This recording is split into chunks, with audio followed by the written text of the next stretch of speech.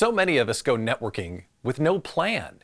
We show up at the events with business cards and a lukewarm coffee, hoping for a miracle. It gets tiring and eventually we burn out. Let's mix it up with a quick strategy to breathe some life into your networking time.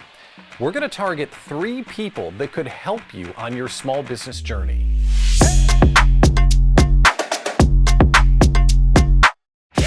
I'm Pat Miller, founder of the Idea Collective small business community. The first person to identify is a power partner. A power partner is someone who already works with your ideal clients. For example, if you're a family photographer, a realtor would be an ideal power partner. They're moving families into the community all the time. And as a photographer, you're dealing with families all the time. And you could refer people to a realtor when it's possible. It's a no strings attached relationship to support one another.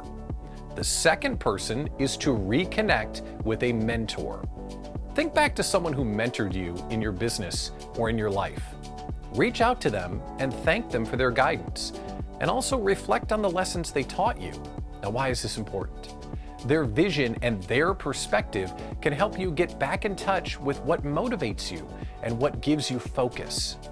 They see your blind spots and they can help you stay on the right track. The final person to reach out to is an aspirational photographer or videographer. Whose work do you truly love? Who's built what you're trying to build? Reach out to them, compliment them on their work, and share what you love about it. They will love it, and it will inspire you to reflect on why they impact you.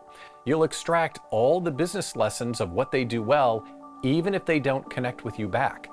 I mean, of course, request a conversation or an email exchange, but the activity of saluting your heroes and reflecting on their impact, it will help you.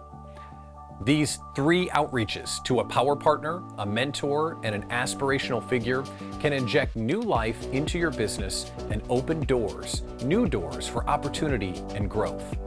Networking isn't just about making sales. It's about building trust, relationships, and being aware of how the people around you affect you.